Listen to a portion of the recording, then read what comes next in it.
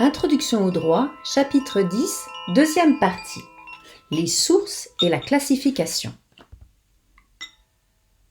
Où trouver le droit? Car enfin, s'il y a tellement de règles et de lois un petit peu partout au niveau international comme au niveau national, il va falloir s'organiser pour pouvoir les trouver.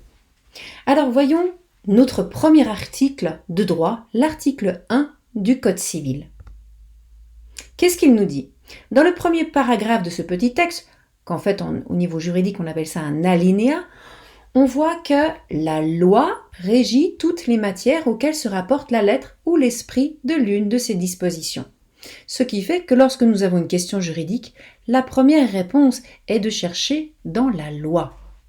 Mais on ne trouve pas forcément un article de loi qui va répondre à notre question. Ce qui fait que, qu'est-ce que l'on voit dans le paragraphe 2, c'est-à-dire l'alinéa 2, on voit que s'il n'y a pas de loi, il faut regarder s'il y a une coutume juridique. Et peut-être que, malheureusement, nous n'avons pas non plus de coutume juridique. Que faire? Alors à ce moment-là, il va falloir créer du droit. On va inventer du droit, à défaut de coutume, selon les règles que le juge établirait s'il avait à faire acte de législateur. Il va créer du droit. En s'inspirant de quoi? Il va s'inspirer de la doctrine et de la jurisprudence. Voyons les définitions. Qu'est-ce que la loi? La loi, c'est l'ensemble des règles écrites, de manière générale et abstraite, promulguées par une autorité politique. La différence avec le droit, c'est que le droit, c'est l'ensemble de toutes les règles, qu'elles soient écrites ou qu'elles ne soient pas écrites. La loi, ce sont les règles écrites. Pourquoi on dit général et abstrait? C'est pour faire la différence avec une décision. Une décision, elle est individuelle pour une personne et elle est concrète par rapport à une situation donnée. Qu'est-ce que la coutume juridique? C'est un usage juridique, oral, bien évidemment, sinon ce serait de la loi, consacré par le temps, accepté par la population d'un territoire déterminé. Donc voilà, quelque chose qui est là, on a l'impression que c'est du droit, on a l'impression que ça a toujours existé, on le comprend comme du droit, mais ce n'est qu'un usage oral et non pas une loi écrite. Qu'est-ce que la doctrine? C'est simple, c'est simplement les ouvrages d'experts qui ont été publiés sur un sujet de droit.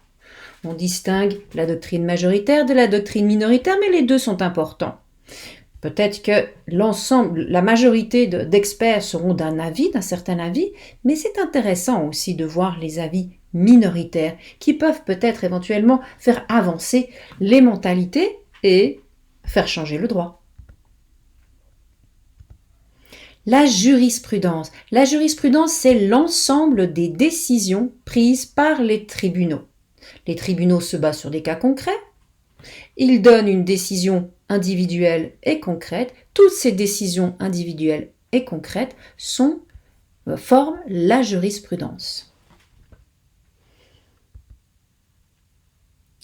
Évidemment que là-dedans, nous avons certaines notions comme les précédents, le revirement de jurisprudence, la notion juridique indéterminée, mais nous verrons ça plutôt en classe.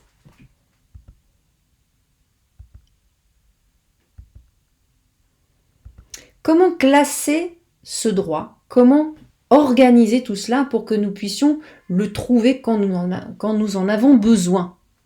Car oui, il faut classer tout ça. Déjà pour pouvoir le retrouver, comme je disais, et puis aussi savoir ce qui appartient à la Confédération et ce qui appartient au canton. Les deux n'ont pas les mêmes compétences. Aussi pour savoir quelles sont les voies de droit, si on doit faire recours. Eh bien, est-ce que c'est du droit privé? Est-ce que c'est du droit public? De quel domaine de droit parle-t-on? Et ça, c'est l'organisation du droit qui va nous le dire. On parle d'abord de pyramide des normes, puisque il y a différents degrés de loi, de règlement. D'abord, le droit international, la Convention européenne des droits de l'homme, la Convention de Vienne sur les traités, la charte de l'ONU aussi, par exemple, où nous avons aussi le droit de la mer, etc. Après, la loi fondamentale, l'ADN du pays qui s'appelle la Constitution. Sur cette base, nous avons les différentes lois fédérales. On en connaît un certain nombre. La loi sur la sécurité routière, la loi sur la formation professionnelle, le code civil, le code pénal, le code des obligations. Tout ça, ce sont des lois fédérales qui vont être complétées par des ordonnances. Là, ce sont des compléments, les ordonnances. Et puis après, au niveau cantonal, de nouveau une constitution. Là, je ne l'ai pas mise, on aurait pu la mettre ici. Et puis après, sur cette constitution, parce que les cantons sont d'anciens États, donc ils ont aussi une constitution. Ce n'est pas la même chose dans tous les pays, mais en Suisse, chaque canton a sa constitution, comme si c'était un petit État. Et là-dessus, de nouveau, des règlements cantonaux et nos communes qui ont aussi des règlements, des directives. La première subdivision, c'est de savoir si on est dans du droit privé ou du droit public. Ça, c'est à peu près dans tous les États qui sont comme nous dans la civil law, qui ont cette distinction entre droit privé et droit public. Qu'est-ce que c'est que ça? Eh bien, pour pouvoir les distinguer, nous avons plusieurs critères. Par exemple, le critère des personnes impliquées. Si l'État est en cause, ou si c'est l'organisation de l'État, eh bien, nous sommes dans du droit public. Si l'État n'est pas en cause, on est entre deux personnes, c'est du droit privé. Autre critère, les intérêts en cause. Si c'est pour protéger l'intérêt général, c'est du droit public. Si c'est pour protéger l'intérêt général, c'est du droit public. En revanche, si on est dans des intérêts particuliers, c'est du droit privé. Et le dernier critère, qui est peut-être le plus simple, c'est le rapport de subordination. S'il y a un rapport de subordination, c'est public. S'il n'y a pas de rapport de subordination, c'est privé. Rapport de subordination, par exemple la taxation fiscale, par exemple pénale aussi. L'État va sanctionner un auteur, une auteure d'infraction pénale. Il y a un rapport de subordination, nous sommes du droit public. Et là, par exemple, le divorce, le mariage, le droit du travail, etc., eh bien, c'est entre deux personnes, donc c'est du droit privé. Pour faire encore plus simple, qu'est-ce que l'on a dans le droit privé? Nous avons tout ce qui est du droit civil. Ce droit civil, eh bien, on le trouve dans le code civil, c'est votre premier code que vous allez acheter. Dans le premier, il y a la personnalité, qu'est-ce que c'est qu'une personne? Le droit de la famille, mariage, divorce, filiation. Il y a le droit des successions et le droit réel. Le droit réel, c'est le droit des choses. Pour dire, on peut imaginer que ce code civil, c'est l'histoire de la vie d'une personne. Elle va naître, c'est une personnalité. Et peut-être elle va se marier, peut-être qu'elle va divorcer, elle va avoir des enfants. Et un jour, eh bien, ma foi, cette personne décède. Donc, on est dans le droit de succession. Qu'est-ce que l'on fait de son patrimoine? Et son patrimoine, il y aura de la propriété, il y aura des possessions. Et c'est le droit réel qui va nous en parler. Tout ça, c'est du droit privé. Et cette personne, peut-être qu'elle va travailler. Ça, on peut voir dans le code des obligations. Et c'est là que nous avons les contrats. Contrat de travail, contrat de bail, contrat de mandat, contrat d'entreprise, les sociétés commerciales, la comptabilité, les papiers valeurs. Vous voyez qu'on est plutôt dans l'ordre de la vie professionnelle.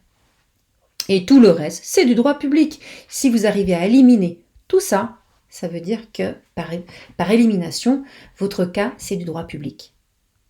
Voyons ce droit public, on va en faire une petite liste. Le droit constitutionnel, la loi fondamentale, le petit livre rouge, comme aiment bien le dire certains élèves.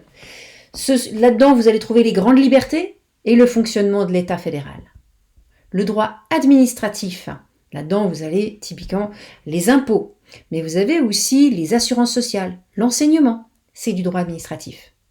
Le droit pénal, c'est public aussi. Et le droit de procédure, c'est-à-dire comment est-ce qu'on va procéder? Comment procéder pour pouvoir obtenir mon droit? Ça aussi, c'est du droit public. Et c'est tout pour aujourd'hui.